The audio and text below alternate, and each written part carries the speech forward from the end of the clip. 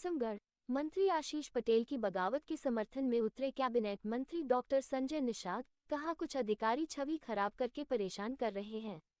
Nishad party के राष्ट्रीय अध्यक्ष का छलका दर्द। कहा, भाजपा ना हमें सीट दे रही है ना सिंबल, यही कारण रहा कि लोकसभा चुनाव में मिली हार। संत कबीर नगर में प्रवीण निषाद की हार में भाजपाइयों का हाथ।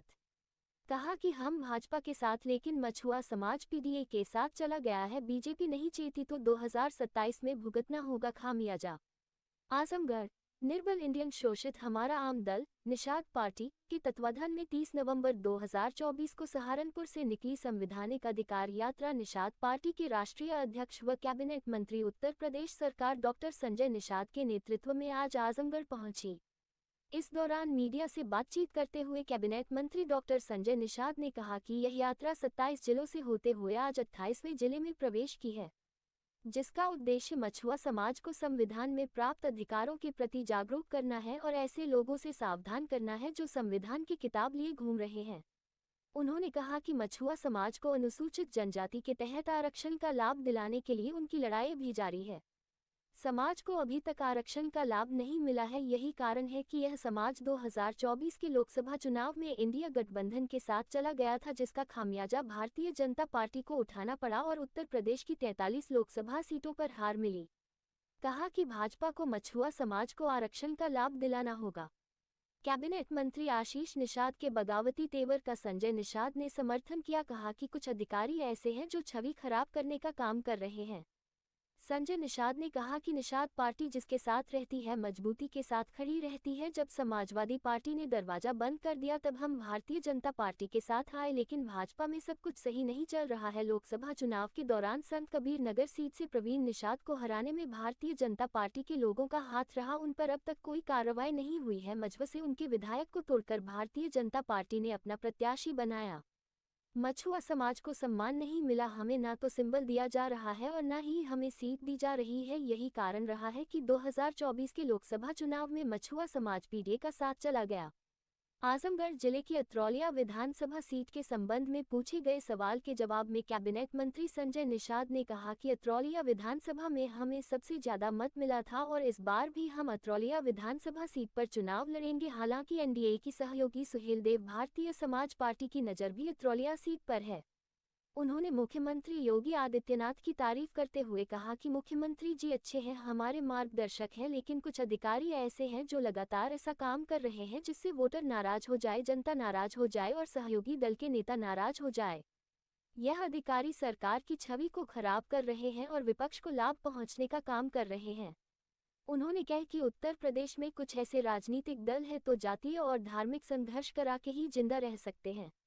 संभल हिंसा पर बोलते हुए मंत्री श्री निषाद ने कहा कि जो भी सर्वे हो रहा है वह पुरातत्व विभाग कर रहा है, उसमें सरकार का लेना देना नहीं है। पिछली सरकारों में पुरातत्व विभाग को सही तरीके से काम नहीं करने दिया जाता था। कहा कि संभल में जो हिंसा हुई वह जांच का विषय है, जांच में दूध का दूध पानी का पानी हो जाएगा। कैबिनेट मंत्री ने भारतीय जनता पार्टी को आगाह किया कि निषाद पार्टी तो भारतीय जनता पार्टी से नाराज नहीं है, लेकिन उनका मछुआ समाज एनडीए से नाराज चल रहा है। अगर उसकी नाराजगी को दूर नहीं किया गया तो यह समाज 2027 के विधानसभा चुनाव में सबक सिखा देगा। मत्स्य विभाग के कैबिनेट मंत्री संजय निषाद ने कहा कि मत्स्य पालन करने वाले मछुआ समाज के लोगों के लिए बिजली बिल में अनुदान की व्यवस्था उनके विभाग द्वारा की जा रही है।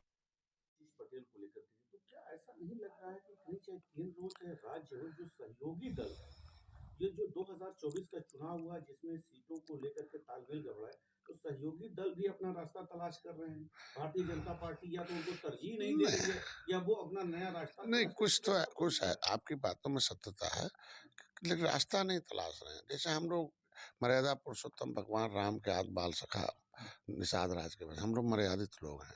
हम लोग जिसके साथ रहते हैं ईमानदारी से रहते हैं। जब सपा ने अंतिम दरवाजा बंद कर दिया तब मैं भारतीय जनता पार्टी के पास, भाजपा जब बंद कर देगी तो हम लोगों को कहीं न कहीं जाना ही पड़ेगा ना।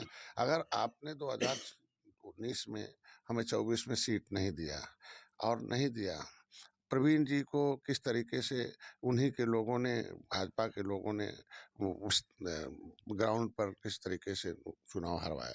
आज भी वो भाजपा में बने हुए, उनके ऊपर कोई कार्रवाई नहीं हुई और आज के दिन में बहुत मुश्किल से आशीष पटेल जीते। जो हमारा एक विधायक था मझवा में विनोद बिंद, उसे भाजपा में ले गए और उसे लड़ाया गया भाजपा के चुनाव चिन्ह से। लेकिन बाद में हमारे कोटेज में बहुत कहा कि ये गलत हो रहा। तो ऐसे में जब आप संबल नहीं देंगे, आप हमें सीट नहीं देंगे, तो निषाद तो भई अब जगा हुआ ना, वो काहे वोट देगा? तो नुकसान तो हुआ ना। इसलिए बनारस के चारों तरफ जो निषाद थे, बिंद थे, वो निषाद पार्टी की पूजा करते हैं, झंडे की पूजा करते हैं, अपनी ज़िंदगी अपने इस मिशन को इसलिए खड़ा किए हैं, किसी के सहारे मेरा वकील दिल्ली जाएगा और मेरी वकालत करके मेरा कॉन्स्टिट्यूशन ऑफ इंडिया में डॉक्टर हिस्सा साहब, आप लिखा है। बड़ी बात बोल रहे हैं, तो क्या 27 में फिर परिवर्तन कुछ कर सकते हैं? क्या अगर समाजवादी पार्टी दरवाज़ा खोल दे, तो आप घुस जाएँगे? नहीं, समाजवादी पार्टी और बहुजन समाज पार्टी को सब हमारा समाज हम लोग देख चुके हैं। भारतीय जनता पार्टी निश्चित रूप से विचार करेगी कि सहयोगी दलों को अभी तो सम्मान के त्रस्त है, लेकिन जो सीटों का तालमेल है, जिस तरीके से सम्मानजनक सीटें दी थी 2017 में 22 में, तो उसी तरीके से 24 में देना चाहिए था। आगे हमको लगता है कि सम्मानजनक सीटें गड़बड़ी दें। लखनऊ से कि दिल्ली से, कहाँ से हो रही है? नहीं, जहाँ भी हो, तो यहाँ के जो कि मैंने पहले ही बता दिया इनको कि जो उनके कुछ ऐसे लोग हैं जो दूसरी पार्टी से आके घुसे हुए हैं भाजपा में और उनके अब नज़दीकी बन के उनके मैसेंजर बने हुए हैं, लेकिन देखने में तो लगता है कि भाजपा ही हैं।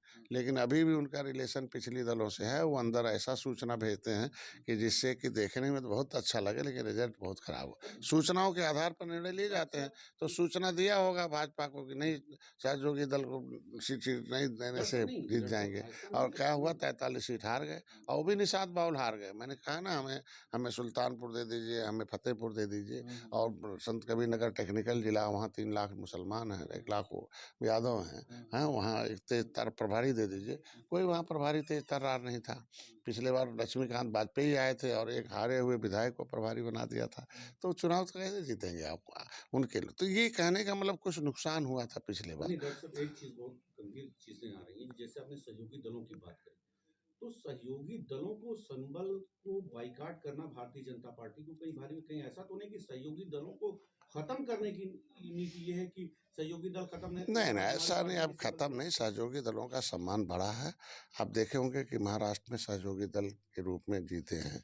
आपने देखा, कांग्रेस भी सहयोगी दल के रूप में लेकर झारखंड में जीती है। सहयोगी दल के रूप में ही आप देखे होंगे कि हरियाणा जीत हुई।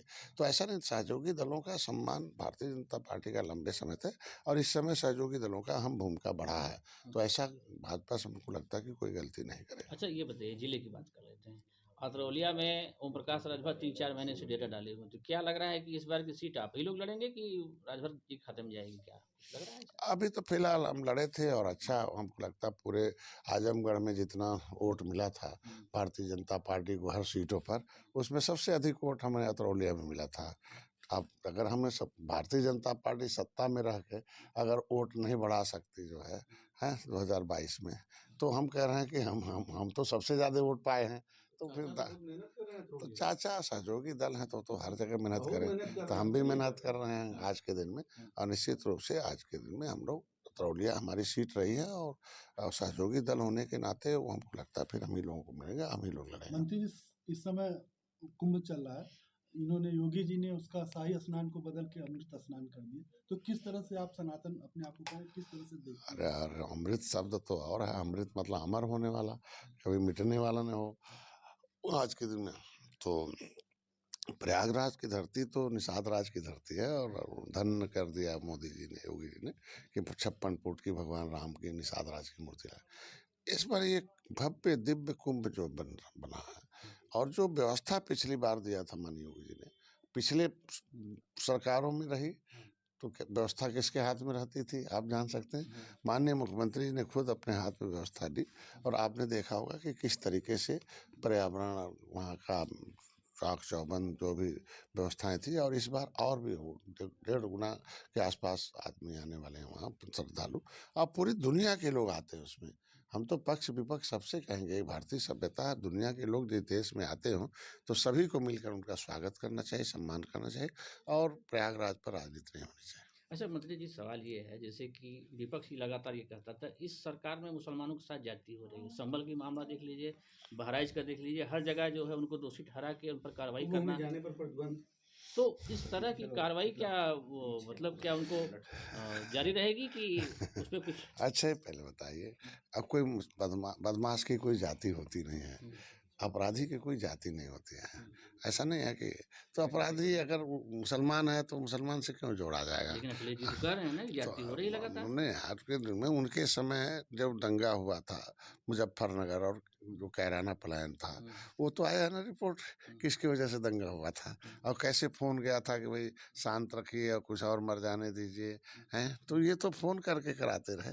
और किसके समय दंगा फसाद होता था, हिंदू मुसलमान मरते थे। अब तो दंगा कम हो गया ना, अब तो एकदम नहीं के बराबर हो गया। तो हमारे आखिर मरते कौन थे? मुसलमान ही तो मरते थे जाने से, हिंदू मरते थे, गरीब मरते थे। अब तो दंगा। सच्चर कमेटी का रिपोर्ट ये कहती है कि सपा बसपा कांग्रेस के समय मुसलमानों की दशा बहुत खराब हुई, वो SC ST से भी उनकी दशा खराब है। तो दशा खराब करने के लिए मुसलमान क्यों उनके साथ रहेगा? भाई आज बीमार है, गरीब है, इलाज हम करा रहे हैं, मकान हम दे रहे हैं, अनाज हम दे रहे हैं, उनके बच्चे को हम लोग चाहते हैं कि मुसलमान भी इसी देश का है, धर्म बदल दिया है, उसके बच्चे भी डॉक्टर इंजीनियर बने, वो भी विकास की मुख्यधारा में आए, वो भी ठीक ठाक रहे। नहीं तो देख सकते हैं कि अभी कितने जनपद आपने कवर की, कितने बाकी? लगभग ये 27 जनपद होंगे, 28वां जनपद है। और हम लोग ये संवैधानिक अधिकार यात्रा जो है, संविधान में सब व्यक्तियों को अधिकार दिया गया है। बड़े लोगों को भी सम्मान से समृद्धशाली बनने का अधिकार दिया गया, सुरक्षा दी गई है। और गरीब लोगों को भी सम्मान, सुरक्षा, समृद्धि संविधान में अधिकार दिया गया। और उसमें अधिकार दिया कि जो मजबूत घोड़ा होगा और कमजोर घोड़े के में मजबूत वाला सब खा जाएगा, इसलिए कमजोरों के लिए एक विशेष व्यवस्था दी गई है। उसमें अधिनियम, संविधान अधिनियम है, अधिनियम 341 के अंतर्गत उन्हें अधिकार दिए गए, अधिसूचित हैं राज्यपाल से। अधिसूचित का मतलब है अधिकारियों को सूचित कर दिया गया कि लेदरमैन, वाशरमैन, फिशरमैन का बच्चा सरकारी पैसे से पढ़ के सरकारी नौकरी पाएगा। और जिसको अंग्रेजों मुगलों ने उजाड़ा है, देश को आज़ाद कराने वाली जातियां जो रोड पर पाइपलाइन में घूम रही हैं, ऐसे लोगों को व्यवस्था दी जाएगी। और वो पहले आरक्षण के हकदार वही हैं, लेकिन राजनीति के शिकार निर्बल हैं, राजनीति के हिस्सेदार सबल हो गए।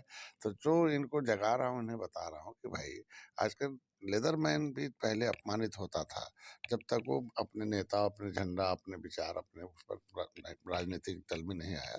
और जैसे आ गया देखो आज सम्मान के साथ ही रहा। उसी तरीके से फिशरमैन आप भी आओ, अपना टोपी झंडा उठाओ, नारा लगाओ, अपना झुग्गा भर रोड को पौवा मत पिलाओ, पार्टी के नीचे लेके आओ। कहाँ से यात्रा निकली? और ये एक्चुअल में इनका चूंकि यात्रा शाकंभरी देवी के स्थान है, बहुत पीठ माना जाना है सहारनपुर, और जहाँ जो है नकुल जी जो है रात्रि विश्राम किए थे, महाभारत युद्ध जीता था, तो उस जगह से शुरू करके हम सोनभद्र जाएंगे और सब सहारनपुर मंडल, मेरठ मंडल, मुरादाबाद मंडल, बरेली मंडल के बाद हमने अभी आजमगढ़ मंडल पूरा किया हूँ। तो ऐसे में 13 तारीख को संकल्प दिवस हर साल मैं मनाता हूँ कि सब लोग संकल्पित हो जाओ, सोच बदल दो, सोच बदलते ही सम्मान मिलेगा। संवैधानिक सोच आ जाए, देश संविधान से चलता है तो संविधान के प्रति आस्था रखो। ऐसे झूठ बोलने वालों से सतर्क हो जाओ, जो संविधान का किताब हाथ में लेकर जब सत्ता में रहते हैं तो उन्हें संविधान नहीं याद आता है, उन्हें चंगू मंगू याद आते हैं, अन्य निर्माता याद आते हैं। तो इनसे सतर्क हो जाओ और संविधान अपने हाथ में लेकर, मतलब अपने वोट से अपनी व्यवस्था सुनिश्चित डॉक्टर करो। साहब, एक सवाल ये है कि आप अपने समाज के लिए, खासतौर से निषाद समाज के आरक्षण के लिए कई आप लोगों ने आंदोलन किया और अभी आपने लखनऊ में धरना वगैरह भी दिया था, तो क्या वो मांगे आपकी सरकार ने मानी कि नहीं मानी, क्या बताएं? देखिए, एक जब बड़ा मामला होता तो बड़ा पेचीदा होता है। हमारे नाम कई जगहों पर उलझा रखा है, पिछड़ी में भी है, सामान्य में भी है, विमुक्ति जनजाति में, अनुसूचित जनजाति में। धारा 370 बड़ा अहम मुद्दा था, 70 नेता बलिदान हुए तब वो हटा। राम मंदिर बड़ा मुद्दा था, तो ये बड़ा मुद्दा है। 18 के 14 राज्यों में अनुसूचित हैं, दिल्ली में अनुसूचित है, दिल्ली से रामचरित्र निषाद मछली शहर से सांसद बन जाते हैं। तो ऐसे में जिनको चाहिए वो जागे। हमारे आंदोलन का फायदा हुआ, मेरे प्रमाणिक दस्तावेज पिछली सरकारों ने गायब करा दी थी, मैंने उनके खिलाफ मुकदमा भी लिखवा रखा, कांग्रेस के मुकुल वासनी और शैल्या के खिलाफ संसद में। लेकिन हमारे इस आंदोलन का नतीजा रहा कि 7 जून 2015 को जब रेल रोका था, तब जाके उत्तर प्रदेश के राज्यपाल ने उसे बाहर निकाला, मतलब उत्तर प्रदेश सरकार में हमारा नाम जब केंद्र में अनुसूचित में है तो ओबीसी में क्यों डाल दिया? गलत है, क्योंकि जब सुप्रीम कोर्ट ने एक ऑर्डर कर रखा कि नो एनी है power of the high court and the state government in matter of the SC ST। तो जब राष्ट्रपति नोटिफिकेशन कर रखा है इन जातियों को, तुम कैसे ओबीसी में डाल दिया? जब रेल रोका, सब सरकार को रोका, तब जाके निकाला। लेकिन पीछे अब इस समय सरकार ने एक फायदा दिया। एक चीजें हैं कि जो भाजपा का बात, योगी जी पहले हमारी बात उठाते रहे सदन में, अब वो मुख्यमंत्री हैं। भाजपा ने खुद ही अपने मछुआ विजन में लिखा था कि निषादों का आरक्षण दिया जाएगा। लेकिन एक अभी पहल की कि मतलब जो पत्र है RGI ने अटेस्ट कर देने, केवट मल्ला मझवार हैं। अब इनको अब जो 43 सीट हार गए हैं, जो अभी भाजपा हारी है, तो ये निषाद कुछ PDA का हिस्सा बन रहे हैं। तो अब ये जाना है कि भाई PDA का हिस्सा बनने से हमारा कितना नुकसान है। तो इसीलिए अब हमको लगता है भाजपा इस पे विचार करना शुरू कर दी है। तो डॉक्टर साहब PDA का हिस्सा वो इसलिए बन रहे हैं कि जो उनकी मांगे हैं वो पूरी नहीं हो पा रही। निश्चित रूप से यही तो बताना है कि यह सरकार को भी बताना है और इनको भी बताना है कि तुम्हें जो जो धोखा दिया है वो धोखा खाया है।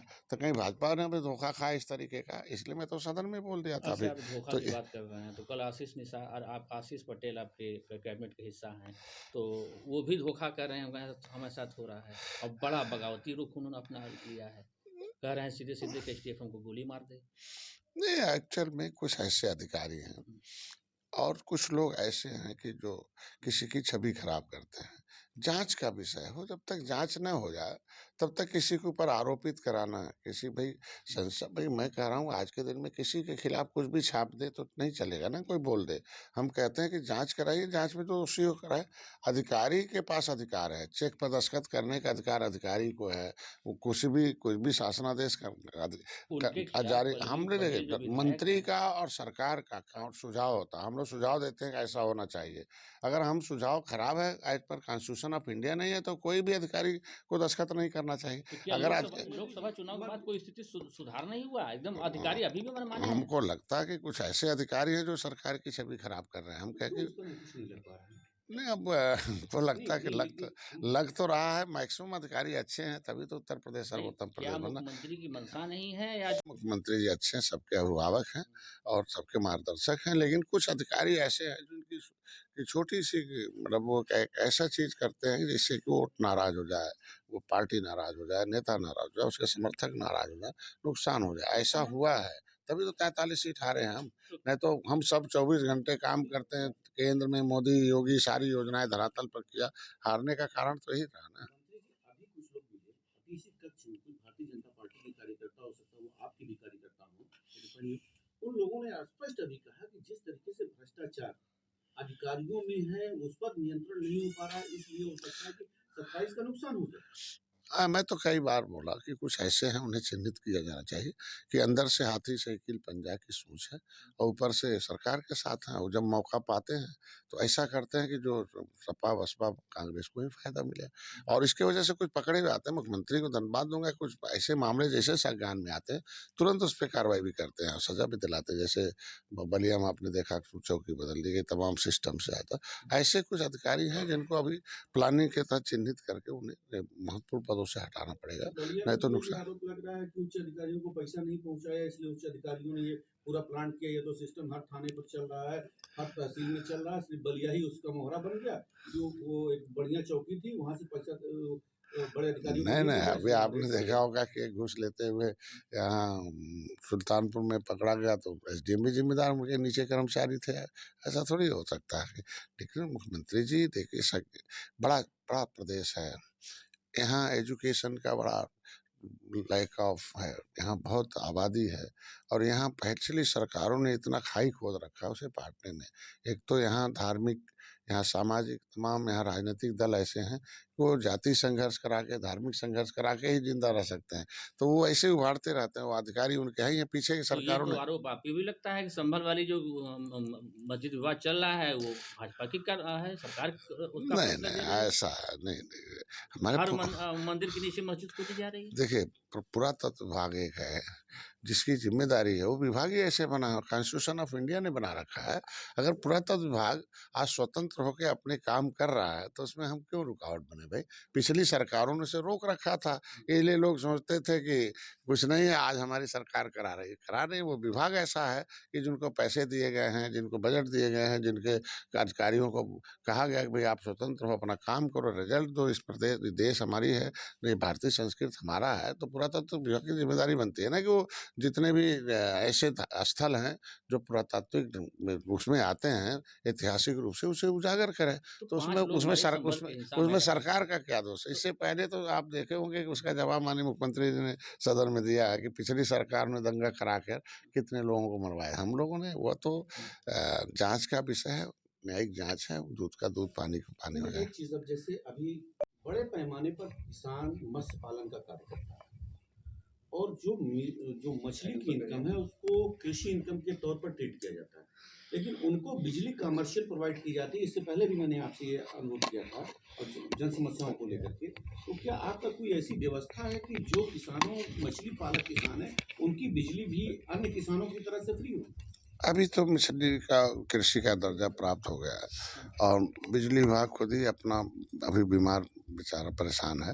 तो अभी हमने जो अपने मछुआ कल्याण कोष में है कि उसमें हम इनकी बिजली फ्री कर दें, हम उनका जो बिजली जला बढ़ता है हम उसको अनुदान के लिए दें। हम 25 करोड़ रुपया में इनकी शिक्षा के लिए, इन्हें स्वास्थ्य के लिए, इन्हें सहयोग के लिए अनुदान के रूप में। तो अभी उसका बजट बहुत कम है, तो मैंने माननीय मुख्यमंत्री को लिखा है कि वो इनके जिस तरीके से आप कृषि का पैसा देते हैं बिजली विभाग को, उसी तरीके से मछुआरे जितने भी कृषि का दर्जा प्राप्त है तो जो इनका बिजली जलता है उनको दे दिया जाए। तो अभी इनके लिए मुख्यमंत्री संपदा योजना में हम सहयोग कर रहे हैं, मत्स्य बीज का, इनके लिए उनके फीड्स का, अभी मत्स्य अंगुलिका का हम लोग जा रहे हैं इनको। तो इनके लिए पहली बार है हम मुख्यमंत्री संपदा योजना में जो पट्टे धारक हैं उनको हम सस्ता देते हैं 3,20,000 हर 2-2.5 एकड़ 5 एकड़ पर।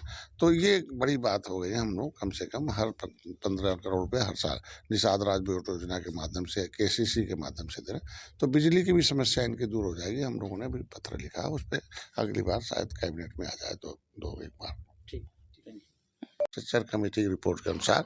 तो ये पार्टियां चाहती हैं कि वो उन्मादी रहें, अंध रहें, धार्मिक केवल बने रहें, शिक्षा, एकेडमिक शिक्षा की तरफ न। तो ये इसलिए अब मुसलमान खसक रहा, जैसे कुंदरकी वगैरह में वोट दे दिया मुसलमान हम लोगों को। और तो अब मुसलमान वोट देना शुरू कर दिया, तो जो विरोध में रहता था मुसलमान, चाहे कुछ ही % शुरू किया हो, तो ये आज इनके लोगों के लिए खतरे की घंटी लग रही विपक्ष को, इसलिए हमेशा राजनीति करते हैं मुसलमानों अच्छा, को। संभल में जिस तरह से मंदिर मिलने शुरू हो रहे हैं उसको लेकर अखिलेश यादव ने मुख्यमंत्री जी को कहा कि मुख्यमंत्री आवास की खुदाई कराए, उसमें भी शिवलिंग मिलेगा, इस पर क्या कहना?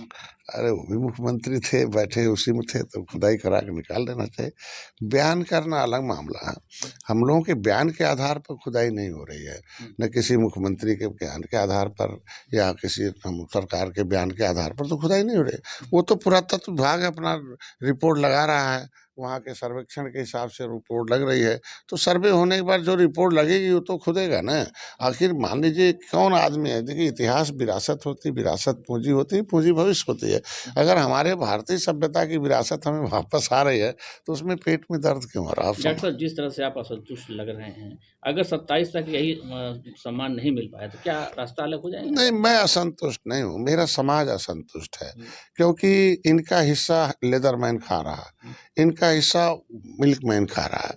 कि जब हम दिल्ली की अनुसूचित जाति की सूची में मझवार सुरक्षित है, और हम गिनती 61 में 1961 में 70 लाख थे, मुख्यमंत्री जी ने पत्र लिख दिया आरजीआई को, बताया जा कि केवट मल्लाह के, आरजीआई ने लिख दिया केवट मल्लाह मझवार हैं, अनुसूचित जाति के हकदार हैं, और उन्होंने ऊपर भेज दिया सामाजिक न्याय मंत्रालय। तो ये तो लटकाने वाली बात हो गई ना। तो समाज नाराज है कि आखिर ये कब तक रही है कि इनका जब अनुसूचित में सारी सुविधा दी गई है, आप ही दिल्ली से ला के रामचरित्र को निषाद में लड़ा के सांसद बनाएंगे, उत्तर प्रदेश के निषाद क्यों नहीं लड़े? जमुना उस पार नाराज है तो आप उनका इसीलिए जमुना उस पार, जमुना उस पार निषाद सुरक्षित है, उसकी बेटी की इज्जत सुरक्षित है, उसका धन सुरक्षित है, नौकरी सुरक्षित है, और जमुना इस्पात सुरक्षित है, तो अपनी सुरक्षा मांग रहा है।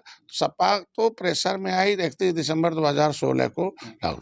तो मैं तो ये चाहता हूँ कि इन्होंने एक उत्तराखंड में शासनादेश जारी किया, शिल्पकार जाति नहीं जातियों का समूह है, उस तरीके से मझवार जाति नहीं जातियों का समूह है, ये जारी कर दें। इसलिए समाज को सही सही बात बताना कि धोखेबाज कौन है। धोखेबाज वो लोग हैं जो तुम्हारा वोट लेकर तुम्हारे साथ अन्याय किए। आज योगी जी पत्र लिखकर आपका पहल कर रहे हैं, तो जो शहर पर पहल कर रही है तो समस्या का समाधान भी अच्छा, करेगी। आखिरी सवाल ये है कि 27 में क्या सरकार रिपीट हो रही है? निषाद जिसके साथ रहता है ना वही सत्ता में रहता है। जब तक निषाद सपा बसपा कांग्रेस के साथ था तब तक वो सत्ता में थे, तब तक हीरो थे। हम दूर हो गए, निषाद दूर हो गए हमारे। 24 में तो निषाद नाराज हो गया, आप खुद ही कह रहे हैं। इसीलिए जो मैं कह रहा हूँ कि आपने 24 में नाराज, हमको सही बात तो बताना पड़ेगा ना कि आंशिक रूप से सफलता इसीलिए मिल गई कि कुछ निषाद पीढ़ी का हिस्सा बन गए। इसीलिए तो हमें इनके जगाना है कि आप, नाराजगी नहीं दूर हुई तो 27 हमको लगता है कि नाराजगी नहीं दूर होगी तो भाजपा का नुकसान होगा। अच्छा, एक सवाल आखिरी, मैंने कई बार आपसे इस चीज पर आपकी